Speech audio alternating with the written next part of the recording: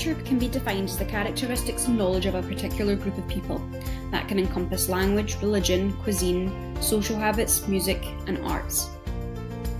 We will outline the importance of how and why management should optimally deal with different cultures in the workplace, and the impact that this treatment can have in relation to the organisation. Finally, we shall outline the challenges that management face as a result of these different cultures, and offer an explanation as to why these can be seen as implications. Where possible, we shall also offer comments as to how these can be avoided. So without further ado, we hope you enjoy this presentation.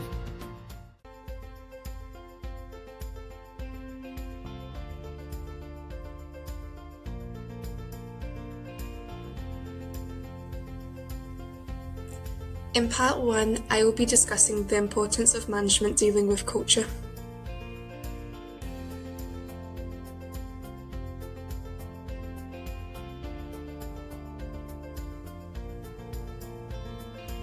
Culture varieties will always be in the workplace, and these differences may cause conflict. Therefore, management needs to be aware of these potential issues. Culture has been described as being like an iceberg.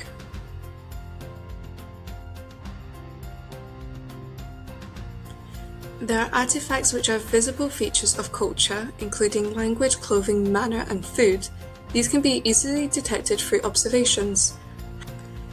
When dealing with people from different cultures requires management to know the cultural diversities. For instance, the way we deal with them, what we say and what we should avoid saying, how to communicate, and how to be aware of the culture taboos. Religion is a major display of culture, and it can be a source of differences in norms and values.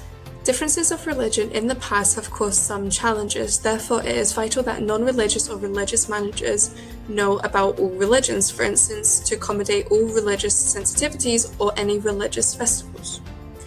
Managers must enhance their cultural intelligence in order to adjust and understand new cultures. This cultural intelligence goes through 3 stages: awareness, knowledge, and skills. Furthermore, managers must be aware of the prevailing norms.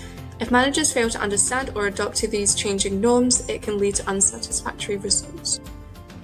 Hofstede suggested that the dimensions approach is a more influential approach for managers understanding cultural differences in the workplace.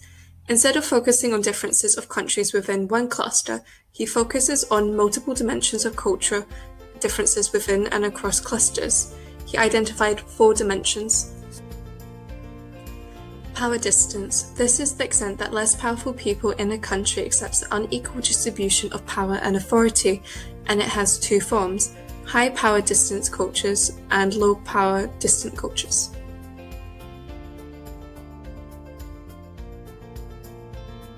Uncertainty avoidance. It is said that some cultures tend to accept change as a challenge whilst others don't, and it takes 2 forms: uncertainty of individualism versus collectivism. The extent to which members of a culture consider themselves to be autonomous or embedded in masculinity versus femininity. This is the extent to which culture stresses achievement or nurture, and it takes 2 forms. We are now going to discuss the impact of management dealing with culture. Many global organisations have their own diversity mission statements. The Coca-Cola Company's global diversity mission is to mirror the rich diversity of the marketplace we serve and to be recognised for our leadership in diversity, inclusion and fairness in all aspects of our business. For Japan, there is a high value on masculinity versus femininity and uncertainty avoidance. For China, there's a high presence of power distance and long-term orientation.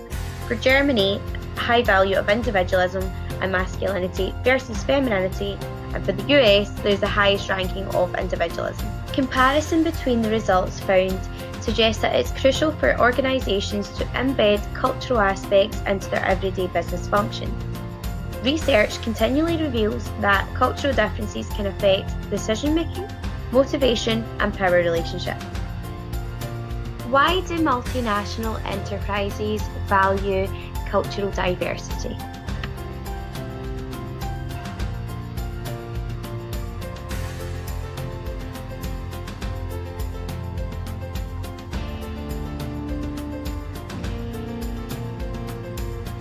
It can increase employee motivation along with performance and productivity. They can attract and retain the best talent. They can access a diverse skills base. They can gain a competitive advantage due to an increase in market knowledge, and it also inspires creativity and innovation. The Virgin Group values diversity and empowers staff to make suggestions and innovation. Amazon highlights that they benefit from the diversity of thought, helping with their decision making and inventing. And Ford encourages their employees to maximise the professional and personal growth. How can you be culturally competent? Listen up. In order to operate efficiently, you must recognise the different cultural preferences when it comes to team working, communication, workplace etiquette, and the different calendars and holidays requested. Discuss the challenges of managing culture. Differing cultures can lead to a variety of different behaviours, ideas, opinions and beliefs. Managers therefore must be aware of the impact that their decisions have on the welfare of others. As a result of a multicultural workplace, managers may be faced with ethical dilemmas. McDonald's, as an example, had to change their fries because the beef fat they were cooked in made them objectionable to vegetarians and Hindus. What seems normal to one person may be frowned upon by another. Whistleblowing is another example of a cultural difference. It is more likely used by those in the USA and France than it is by those in Germany. Some beliefs and attitudes may be overlooked by others in the workplace. People may find it difficult to understand why others have these views, and it can therefore hinder relationships. Overall, it can be a challenging topic. However, both managers and employees must try and accept these cultural differences and be able to accept change if required. Culture impacts the distance in power in working relationships, particularly between managers and their subordinates. For example, workers from the US commonly refer to their bosses by first name despite the obvious hierarchy. In high power distance countries, however, such as Russia, it is seen as a sign of weak leadership and low integrity to solicit feedback and participation from workers. Managers must therefore understand the power distance expectations of subordinates and vice versa to ensure cooperation. We are told in individualist cultures such as the UK and the US that it is okay to refuse food or drink. However, if you refuse to have a coffee with a Saudi businessman, it would be seen as rude and cause tension. Another challenge for managers is to therefore understand how to manage relationships. Culture also changes the way in which workers prefer to be managed, and it is a challenge to strike the right balance with each worker. Masculine culture promotes managers to be assertive, focusing on career progression and rewards, whereas feminine culture promotes compassion and building consensus amongst workers. Mitsubishi Motors, the Japanese company used to masculine values, found this issue when they began operating in the US. In 1998, the North American division paid out $34 million in sexual harassment charges as they failed to respect the feminine culture. Another challenge for managers is to be self-aware of their own biases created by their own culture, as these can lead to favourable treatment of those within the same culture or inaccurate assumptions about those from other cultures. For example, it's a common misconception that Indian workers do not deliver on time. Culture can also cause a breakdown in communication. For example, in Japan, negotiators do not say no to a business request, they instead say something like, "We'll get back to you later," but that actually means no. It is therefore extremely challenging for someone from a different culture to understand this in real time to prevent the breakdown of communication. Language barriers also cause a breakdown in communication. International managers often have to deal with 2 or 3 languages on a daily basis, and this can be challenging. What's more, it can also cause confusion amongst consumers. For example, Rolls-Royce's Silver Mist car caused confusion in Germany as mist translates to rubbish. Culture often requires managers to treat workers bound by it in a certain way. This is particularly true for religion, as some workers may need specific days off based on their religious beliefs.